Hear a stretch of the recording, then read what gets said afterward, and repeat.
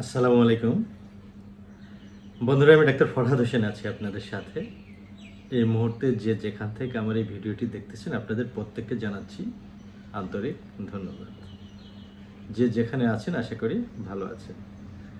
বন্ধুরা, আমি আপনাদের মূল্যবান যে মন্তব্যগুলো সেগুলোর আলোকে ছোট্ট একটি বিষয় বা ইনফরমেশন আপনাদের শেয়ার করব। ইনফরমেশনটি ছোট হলেও আপনাদের ব্যক্তিগত জীবনে এটি বিশদ ভূমিকা রাখতে পারে।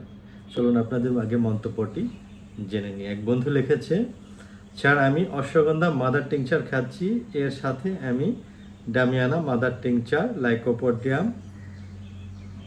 তার সাথে পানির সাথে ঔষধ মিশিয়ে খেতে পারবো কিনা? এই তিনটি ঔষধ অ্যাগনাস কাস্ট, অশ্বগন্ধা, লাইকোপোডিয়াম, এবং খেতে পারলে সেটি কিভাবে খাবো? লাইকোপোডিয়ামটা যেহেতু পানির মতো, ওটা কিভাবে খাবো?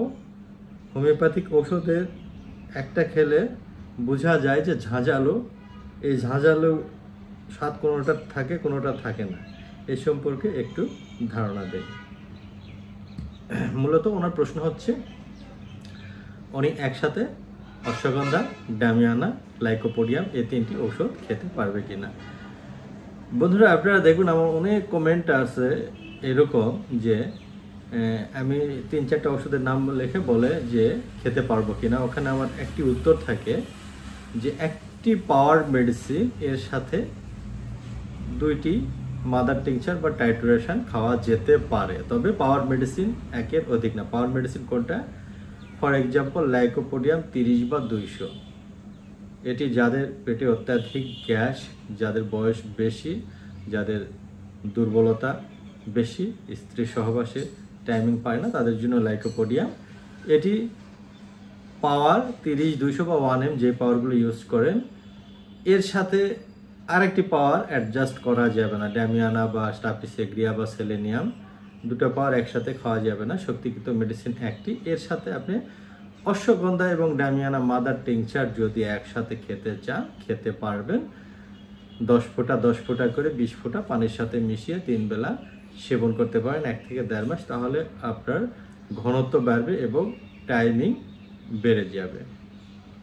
এর সাথে আরেকটি প্রশ্ন অ্যাড ছিল যে হোমিও ঔষধ কোনোটি ঝাঁঝালো কোনোটি ঝাঁঝালো না। হোমিও ঔষধগুলোতে সাধারণত রেকটিফাইড স্পিরিট, অর্থাৎ হোমিওপ্যাথিক ঔষধগুলোকে ভালো রাখার জন্য একটা নির্দিষ্ট পার্সেন্ট অ্যাড করা থাকে, এই জন্য এটি ঝাঁঝালো হয়। এই জন্য পাওয়ার মেডিসিনটা সাধারণত ডাক্তাররা অ্যাডজাস্ট করে যায় আপনার শরীরের জন্য কতটুকু সহনীয়, এবং এখানে ওষুধের ক্রিয়াটা যেন ঠিক মতো থাকে, এই জন্য সেভাবে অ্যাডজাস্ট করে দেওয়া থাকে। এগুলো নিজে নিজে পাওয়ার মেডিসিনগুলো অতিরিক্ত পরিমাণে খাওয়া যাবে না, নির্দিষ্ট পরিমাণে খেতে হবে।